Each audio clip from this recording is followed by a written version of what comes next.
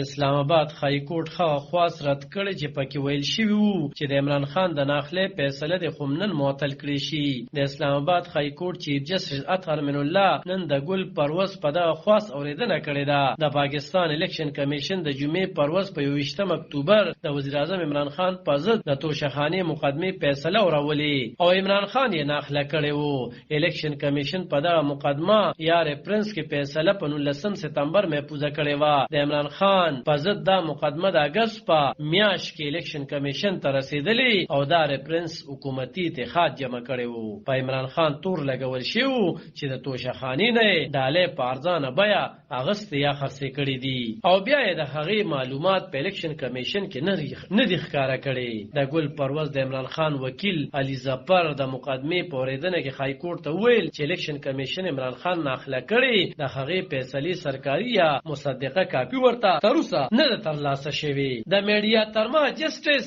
اطهر من الله ویلي چې د عمران خان ناخلي یوازې د اوسنۍ اسمبلې د غړیتوب څخه ده او د هغه وکیل علي ظفر ویل چې ولس ته ده نه ده معلومه چې انتخابات را روان دي او عمران خان به پکې برخه اخلي. جسټس اطهر من الله ویلي چې عمران خان بیا انتخابات کولی شي په هغه د الیکشن کمیشن کوم پابندي نشته او د کم قانون لاندې چې هغه ناخله کړی شوی دی هغه یوازې د اوسنۍ غړیتوب ترخه ده دي. د عمران خان وکیل عدالت ته دا هم ویلي چې الیکشن کمیشن فیصله هم بدلولی شي خو عدالت ویلي چې الیکشن کمیشن آئینی اداره ده څنګه به فیصله بدلوي.